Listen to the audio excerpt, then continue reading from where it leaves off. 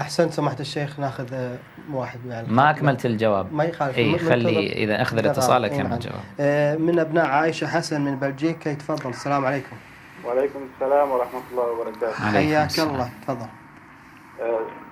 أريد أولا، أنا يعني لست شيعيا ولكن أبحث في المذهب الشيعي يعني. نعم تفضل. ومن خلال بحثي أريد أن أسأل سماحة الشيخ 3 أسئلة. نعم تفضل. السؤال الأول، أريد من سماحة الشيخ آية قرآنية من كتاب الله واضحة محكمة تأمرني بأن أؤمن ب12 إماما بعد وفاة الرسول صلى الله عليه وعلى آله وسلم.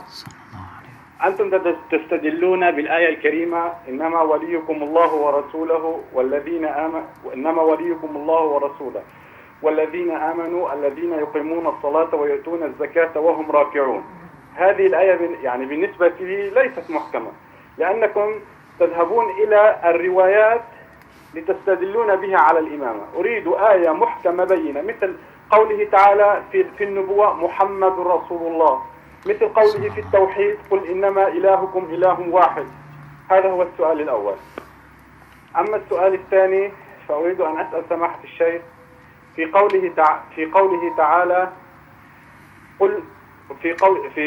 تعالى ومن لم يحكم بما أنزل الله فأولئك هم الكافرون، وفي آية أخرى ومن لم يحكم بما أنزل الله فأولئك هم الفاسقون، وفي آية أخرى ومن لم يحكم بما أنزل الله فأولئك هم الكافرون والفاسقون والظالمون في آية أخرى. فأريد أن أسأل سماحة الشيخ من هو المخاطب في هذه الآيات المباركة، علما أن الحكام هم معينون من الله وهم معصومون، فهم سيحكمون بما أنزل الله، فكيف يقول الله ومن لم يحكم بما أنزل الله فأولئك هم الكافرون؟ هذا السؤال الثاني. السؤال الثالث، في حديث الثقلين قول رسول الله صلى الله عليه وعلى آله وسلم تركت فيكم ما إن تمسكتم به لن تضلوا بعدي أبدا، كتاب الله وعترتي أهل بيتي.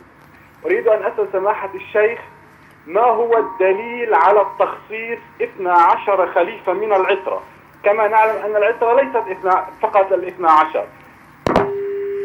انقطع الاتصال الظاهر، خلص رصيد الأخ حسن وانقطع المشكلة، بس وصلت الفكرة. 3 أسئلة نجاوب عليهم إذا ما عندكم اتصال من بكري. إذا ما عندكم اتصال سماحة الشيخ خلي أكمل جوابي.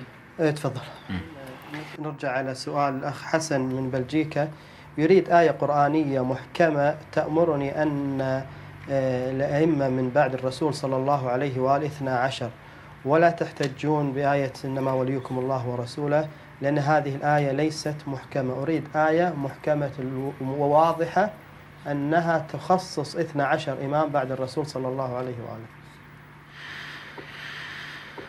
تدرون أيها الأخوة، وأيضا أخاطب هذا الأخ السائل، تدرون شنو هي المشكلة؟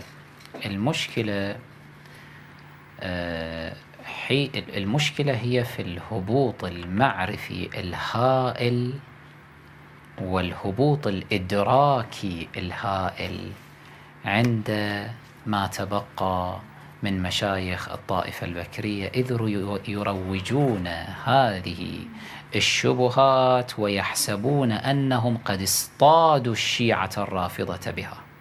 أنا أعرف بهذه الشبهة، يروجونها في وسائل إعلامهم أنه الشيعة لا يملكون آية محكمة واحدة تثبت الإمامة، وأن هذا يسقط مذهبهم من رأس، ويروجون هذا في الفضاء الإعلامي كله، ويلتقطه المساكين من أبناء الطائفة البكرية ويظنون أنه قد أحكموا الوثاق والقيود على رقاب الشيعة. ماكو جواب. في المقابل مع الأسف أيضا هذا موجود، أنه من يتصدى للجواب حتى من طرف الشيعة ليسوا على ذلك المستوى العلمي اللي يستطيعون أنه يجيبون على هذه الشبهات بأقل من 5 دقائق. المستوى هابط بشكل عام. إحنا أمتنا بشكل عام متخلفة منحدرة، لذلك الجهل يفشو والغباء أيضا يفشو، وكل واحد يتكلم فيما لا يفقه وخلص، والأمور تبقى على حالها. شوف يا أخي، أولا هذه الشبهة علميا غلط، طرح السؤال غلط، طرح السؤال بحد ذاته خطأ. ليش؟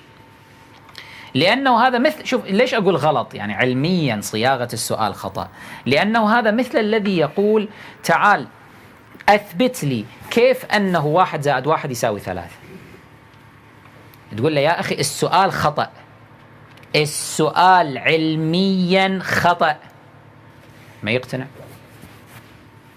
هذا تحترم عقل هكذا يقول؟ يقول تعال اثبت لي 1 زائد 1 شلون يساوي 3. تقول له السؤال، صياغتك في السؤال خطأ، هذا أمر، السؤال أنت تتقدمه بشكل خاطئ، تبني على شيء خاطئ، تبني على أن 1 زائد 1 يساوي 3 فتريد برهان على ذلك، البناء غلط، فكيف تطلب برهانا على ذلك؟ أحسنتم. وهذا عادة ما نواجه به الملحدين.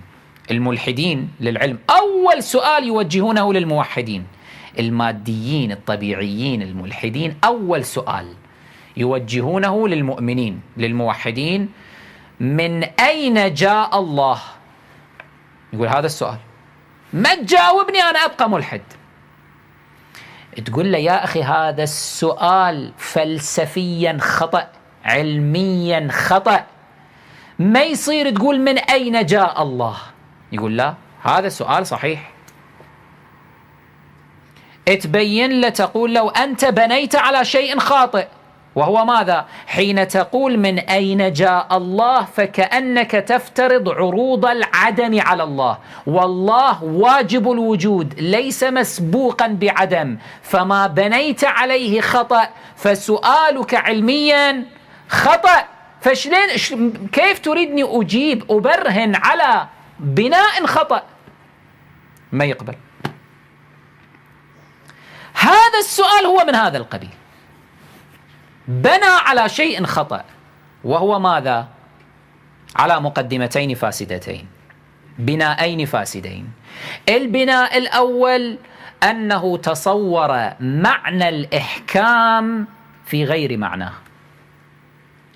يفسر الآية المحكمة بمعنى أنه لازم تنزل آية بهذا المعنى: أيها الناس إنما وليكم الله ورسوله وعلي والحسن والحسين وعلي بن الحسين ومحمد بن علي وجعفر بن محمد إلى سائر الأئمة عليهم السلام. يقول هذا معنى المحكمة. أما قوله تعالى إنما وليكم الله ورسوله والذين آمنوا الذين يقيمون الصلاة ويؤتون الزكاة وهم راكعون، أطيعوا الله ورسوله وأولي الأمر منكم، يقول هذه ليست بآيات محكمة. أولا يقال له أنت بنيت على شيء خطأ، وهو أنك لم تفقه معنى الإحكام. ترى هذا الأمر لا يقوله حتى الأرباب المخالفين، يعني أنت إذا ترجع إلى علماء التفسير منهم لا يفسرون الآية المحكمة بأنها آية لابد أن تعدد الأسماء بصراحة وتذكر التفصيلات بصراحة وإلا خرجت عن حد الإحكام. لا يقول بهذا مفسر واحد أصلا يحترم علمه حتى من المخالفين. تفسير الآية المحكمة، معنى الآية المحكمة هو هذا ما فيه وضوح، ويقابل الآية المحكمة الآية المتشابهة، وهي ما ليس فيه وضوح يعين معنى مستقرا فيحتمل أكثر من معنى فتصبح متشابهة. هذا هو الفرق بين الآية المحكمة والآية المتشابهة، وليس الفرق أنه الآية لابد أن تكون معددة للتفاصيل وإلا خرجت عن الأحكام، أو أن الآية المحكمة هي ما لا تحتمل معنى آخر مطلقا. أبدا لا قائل بهذا. إذا نفتح هذا الباب تصير وأقيموا الصلاة تصير آية متشابهة،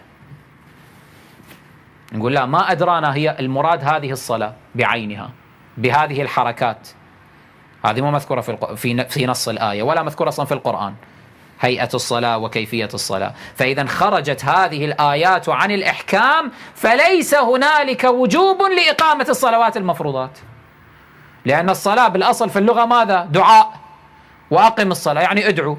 واحد من المنحرفين بالكويت أنا أتذكر كان يقول أنا أصلي، ولكن شلون أصلي؟ يقول أتمدد هالشكل على الفراش وأفكر بالله وأسبح الله وخلاص، هي هذه صلاتي، هاي كافي، مو لازم أدي هاي الحركات. هذول قرآنيين ما قرآنيين، ما يؤمنون بالسنة. شايف شلون؟ البناء حين يكون خطأ عدم تنقيح معنى الآية المحكمة، عدم فهم معنى الآية المحكمة، يصير خطأ في البناء، فصياغة السؤال تكون غير علمية، فالبرهان ينتفي، لأنه البرهان لا يقدم على بناء خطأ. هاي المقدمة الأولى الفاسدة. المقدمة الثانية الفاسدة أنهم افترضوا أن أصول الدين على حد زعمهم لا بد أن تثبت بالكتاب وحده، أما الفروع فلا بأس بأن تثبت بالكتاب والسنة. الأصول لازم تكون في الكتاب وحده، فإذا لم تكن في الكتاب محكمة صريحة فإذا ليست من أصول الدين. هذا أيضا بناء خطأ، هذا بناء خطأ. إذا فتحنا هذا الباب ففتق عظيم يأتي على نفس أهل الخلاف يغرقهم. أهل الخلاف خاصة الحنابلة، أهل الحديث منهم، الأشاعرة، ماذا يقولون؟ أحمد بن حنبل ماذا يقول؟ يقول كتاب الله هذا، شوف كتاب الله هذا ليس بمخلوق. من قال هذا مخلوق كفر كفر كفر. هذا كلام الله قديم مع الله لأنه كلام الله. زين، هذا مبدأ عقدي أم لا؟ سؤال. هذا متصل بالتوحيد، متصل بالتوحيد. هذا يكفر. لما شخص يكفر يعني شنو؟ يعني خرج عن أصول الدين، خرج عن أركان الدين، خرج عن قواعد الدين، وإلا لا يسوغ لك تكفيره. هذا معروف، احنا لسنا من الخوارج حتى نكفر مرتكب الكبيرة مثلا، هذا مو كبيرة. هذا يعتبره علماء أهل الخلاف شيئا من الأصول، القول بقدم القرآن وأنه ليس بمخلوق. من قال القرآن مخلوق كفر. في قبال المعتزلة يقولون القرآن مخلوق. زين، السؤال: هات لنا آية على المعنى الذي أنت تفهمه في القرآن الحكيم تنفي مخلوقية القرآن. جيب لي آية في القرآن إن كلام الله غير مخلوق. أكو؟ هل هنالك آية هكذا؟ فإذا كيف اعتبرت هذا الأمر من الأصول؟ على قاعدتك هذا لازم يصير من الفروع، ما تكفر أحد إذا قال بخلاف ذلك. فإذا المشكلة الموجودة عندهم هي هذه: أولا لم يفهموا معنى الإحكام وبنوا على مقدمات فاسدة. نحن نقول من جانبنا في القرآن الحكيم آيات محكمات في إمامة أهل البيت الطاهرين عليهم الصلاة والسلام، آيات محكمات. المشكلة عندك إذا لم تفهمها أنها آية محكمة. شنو معنى الإمامة؟ الإطاعة، أن تطيع الإمام، صحيح؟ الله بصريح العبارة يقول، هذه شوف أنت اعرضها على نفسك الآن، هذه آية محكمة ولا لا؟ وأطيعوا الله وأطيعوا الرسول وبعد وأولي الأمر منكم. واضح؟ هنالك ولاة أمر. هذه آية محكمة في مبدأ الإمامة قطعا. تقول لي إنها لم تسمي فخرجت عن حد الإحكام، أقول لك أنت لا تفقه في علم التفسير شيئا. ولا في علوم القرآن شيئا. التسمية لا تخرج الآية عن حد الإحكام. تسمية أولي الأمر مو شرط. في نفس الآية لم يسمى الرسول، ذكر أنه محمد صلى الله عليه وآله، ما ذكر وأطيعوا الرسول. ليش ما يكون إبراهيم مثلا مو النبي؟ يقول في آيات أخرى ذكر اسم النبي الرسول، محمد رسول الله، صحيح، صلى الله عليه وآله.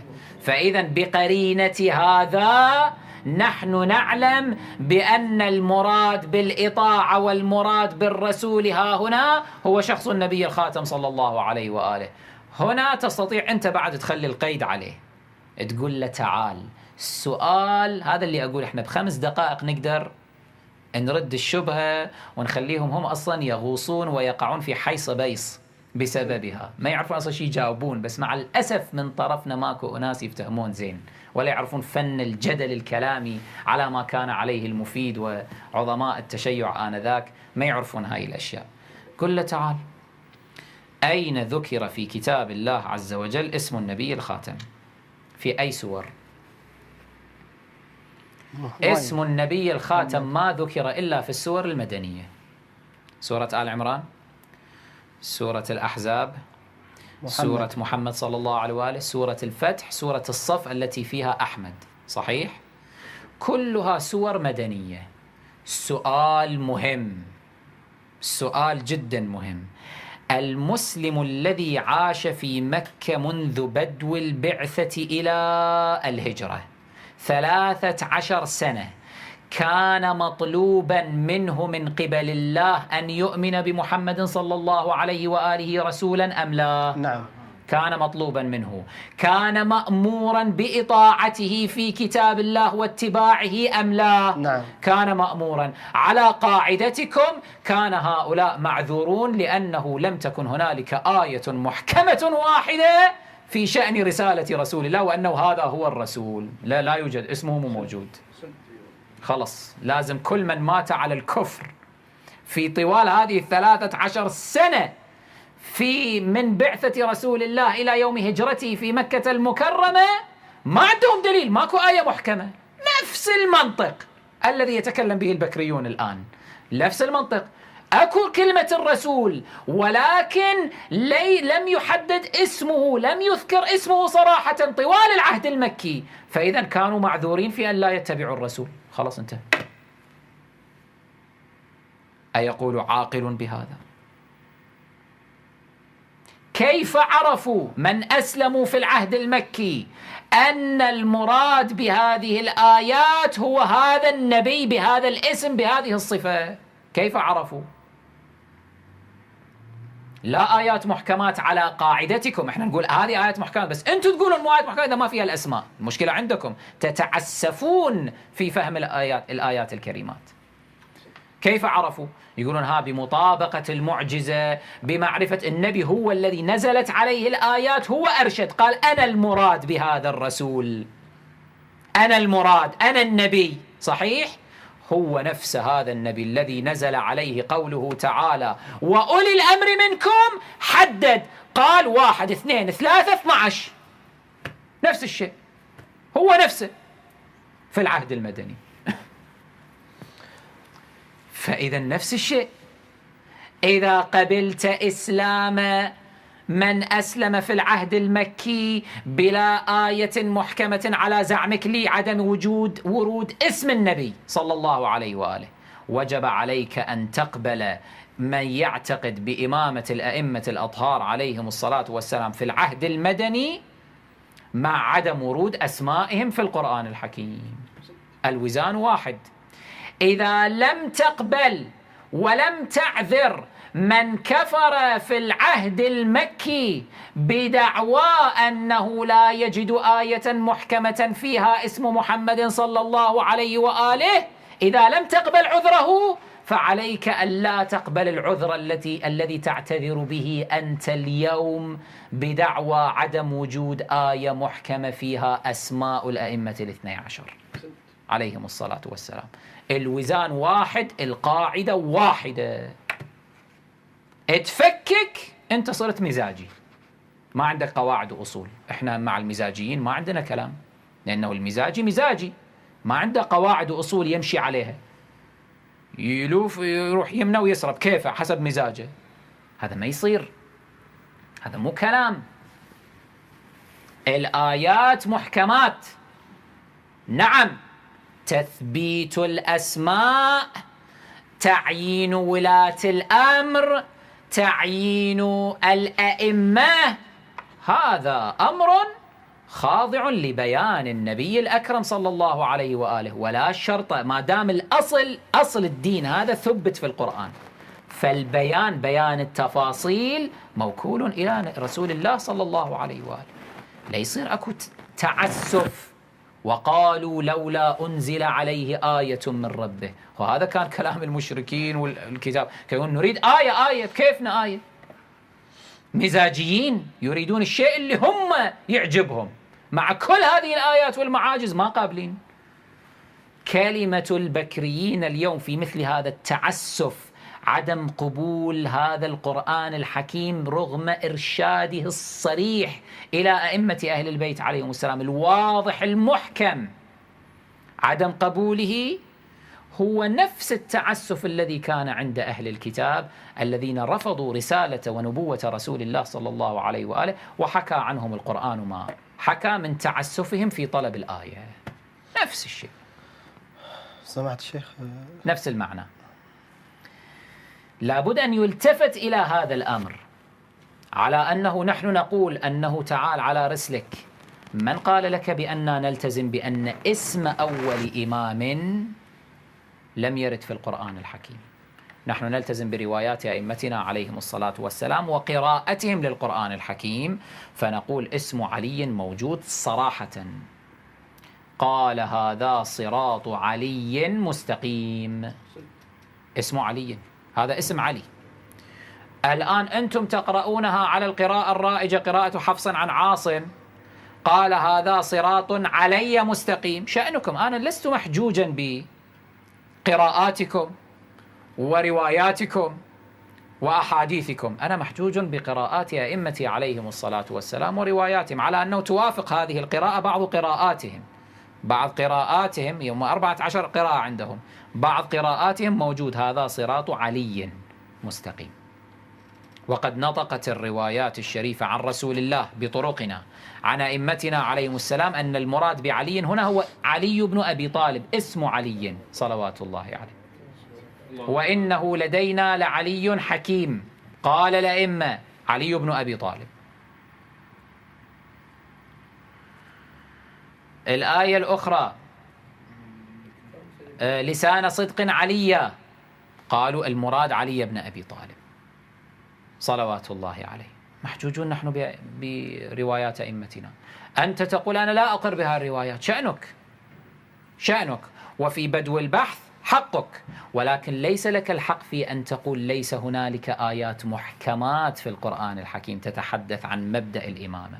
نعم، تعيين الأسماء ليس شرطا في أن تعين في القرآن الحكيم، كما لم يكن شرطا أن يعين اسم النبي صلى الله عليه وآله طوال فترة العهد المكي، ومع ذلك كان مطلوبا من كل الناس أن يؤمنوا بأن هذا هو النبي، وأن يقولوا أشهد أن محمدا رسول الله. اللهم صل على محمد وآل محمد. فليكن إذن البحث على طبق الأصول والقواعد حتى تكون هنالك مساحة مشتركة نستطيع أن نصل إلى نتيجة. أما المزاجيات وطرح الأمور على مقدمات فاسدة، على أصول فاسدة، على مباني فاسدة خاطئة، فهذا يصعب إقامة البرهان عليه لأنه من الأصل خطأ.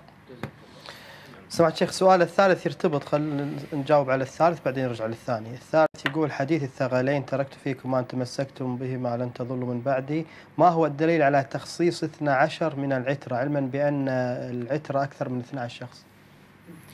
الدليل على التخصيص الروايات المستفيضة بالتخصيص، والدليل على التخصيص الإجماع القائم، فإن إجماعنا وإجماعهم على أن العترة ليسوا جميعا معصومون. هم يقولون العترة معصومون، لا يقولون. نحن نقول جميع العترة معصومون؟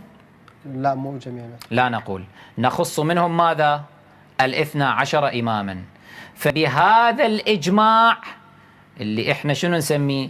نسميه الإجماع المركب. نخرج ننقح هكذا نشوف ما هو القول المنفرد بالعصمة. قولنا نحن، لأن نحن وهم متفقون على عدم عصمة العترة جمعاء، صحيح؟ طيب، وإذ ثبت في مقدمة أولى أنه إذ قرن رسول الله صلى الله عليه وآله بين الكتاب والعترة وأنهما لن يفترقا، صحيح؟ لن يفترقا أبدا، فهذا دال على العصمة. لماذا؟ لأن الكتاب بالإجماع معصوم. أحد من المسلمين يقول كتاب الله ليس معصوما؟ معصوم. وإذ جعل العترة قرناء وأعدال له ولن يفترقا، يعني لا يمكن يصير افتراق، فإذا حكم العترة هو حكم الكتاب دائما، فوجب أن تكون العترة ماذا؟ معصومة. والإجماع أن العترة بأجمعها ليست معصومة، فيخص منها بدلالة المقدمة الأولى من يخص منهم المعصومين فقط، وليس ذلك إلا قول الإمامية بال12 معصوما فثبتت عصمتهم. هذا برهان كلامي. نعم. كل من يفقه أسس علم الكلام يتوصل إلى هذه النتيجة. سماحة الشيخ، الآية التي تقول ومن لم يحكم بما أنزل الله فأولئك هم الفاسقون أو الظالمون، أو الآيات اللي موجودة، يقول من هو المخاطب بهذه الآية علما بأن الحكام من المعصومين، فمن هو المخاطب الذي يخاطب بالفاسق والظالم والكافر؟ الأخ صار عنده اشتباه وخلط بين الإمامة وبين منصب الحكم الفعلي على الأرض. هو يتصور قولنا بالإمامة يعني أن هؤلاء هم الحكام وهذه وظيفتهم. لا لا أبدا، مو هذا هو القول. الحكم على الأرض شأن من شؤون الإمامة كما هو شأن من شؤون النبوة. النبي سواء حكم أو لم يحكم هو نبي، ثابتة نبوته، يعزل عن النبوة إذا لم يمكن له في الأرض. إذا ما حكم ما يعزل عن النبوة. النبي كان نبيا في مكة بس ما كان حاكم، ما كان حاكم فعلي. فكذلك الإمام إن حكم فهو إمام، إن لم يحكم فهو إمام. فقوله بأنه الآيات الثلاث المخاطب بها هم، على فرض أن المخاطب بها الأئمة مثلا، والمخاطب مو الأئمة، السياق هو واضح أنه يخاطب بها أهل الكتاب ومن شاكل هؤلاء الذين بدلوا دينهم وحكموا بغير ما أنزل الله عز وجل. فالشاهد هذا على فرض أنه تنزلا ومن باب المصاديق أو التفسير المصداقي أن المخاطب بها الأئمة عليهم السلام، فهذا لا يلغي إمامتهم في شيء لعدم توافر الحكم تحت أيديهم. الحكم شأن من شؤونهم. المجتمع إذا الأمة بايعت هؤلاء المنصوبون من الله عز وجل يحكمون بهم بما أنزل الله، ما بايعتهم فإذا ماذا؟ سيخسرون الحكم بما أنزل الله عز وجل، أما ما يعزلون عن منصب الإمامة بذلك. لا يصير خلط بين المفهومين.